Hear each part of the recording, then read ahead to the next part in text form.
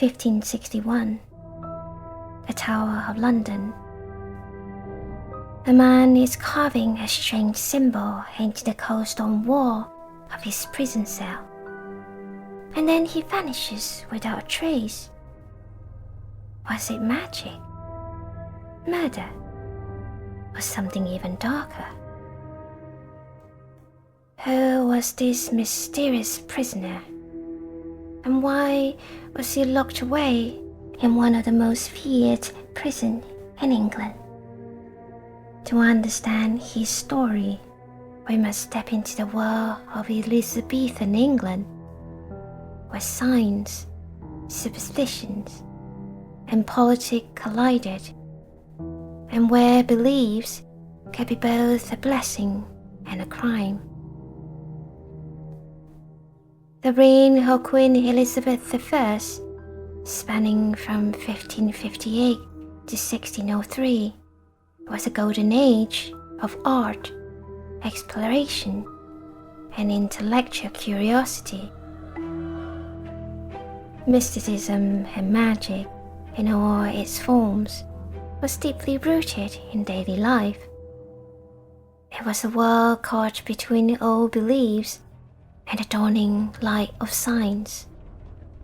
To believe in magic was to believe the world was bigger, stranger, and more mysterious than anyone could see.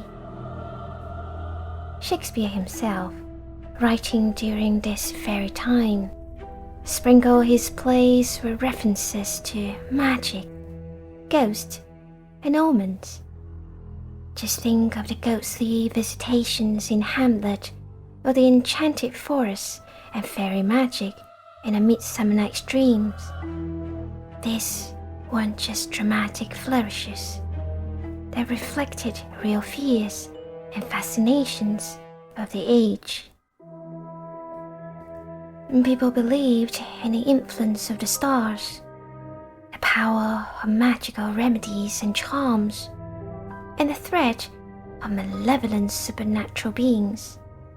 They sought counsel from the cunning folk, and intellectual forms of the occult were quietly respected. Even Queen Elizabeth's court wasn't free from magic. A trusted advisor, Dr. John Dee, was a scholar of the stars, a master of alchemy, and the architect of the Enochian language he claimed was taught by angels. He was once imprisoned under Queen Mary I for casting a horoscope predicting her death, a dangerous act that bordered on treason. But under Elizabeth, he found favor.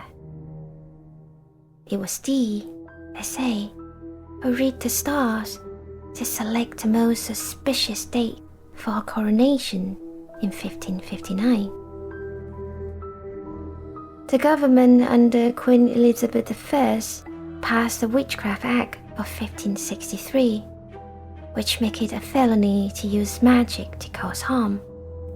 However, compared to the intense witch hunts sweeping across Europe, England's approach was notably more restrained.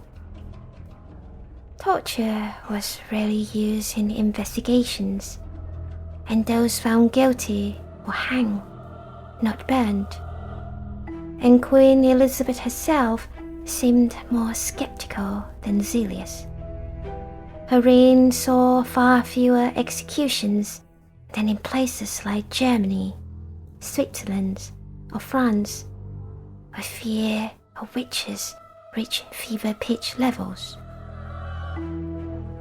Having said that, in a society where magic, science, and politics were tangled together, accusations from the elite can carry enormous weight and might have you thrown in the Tower of London, which is exactly what happened to our mysterious prisoner. And his name was Hew Draper. Draper was not a wandering charlatan or shady trickster. He was a wealthy and respected innkeeper from Bristol. But in 1560, something happened that shattered his comfortable life. An astronomer named John Mann accused Draper of using magic to harm a prominent noble couple, Sir William Sentlow and his wife, Lady Elizabeth Sentlow, better known as Bess of Harwich. Bess was one of the wealthiest and most influential women in Elizabethan England. She was a lady-in-waiting to the Queen, and her husband, Sir William, was captain of the Queen's Guard and chief butler of England. Bess fell gravely ill in 1560, believed to have been poisoned. Sir William thus suspected his brother, Edward Sentlow, had a hand in this matter, and investigations pointed to his alleged accomplice, Hew Draper. Whether he was truly involved or just an unfortunate scapegoat caught in the crossfire, to be accused of bewitching this couple was no small matter. Draper admits having had interest in the occult, but had abandoned magic long ago. He told his captors he had burned all his magical books and instruments, a claim that might have been believable if it weren't for what he did next in his cell. On 21st of March 1560, Draper was confined to the Salt Tower, one of the 21 towers comprising the formidable Tower of London. This wasn't a place for petty criminals. Over the centuries, the tower had housed those considered a threat to the state: traitors, conspirators, heretics, and high-born political prisoners. For a common innkeeper and alleged sorcerer to find himself there was as extraordinary as it was ominous.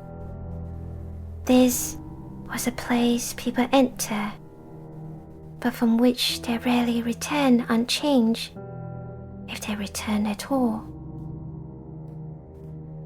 He remained imprisoned there for about 14 months.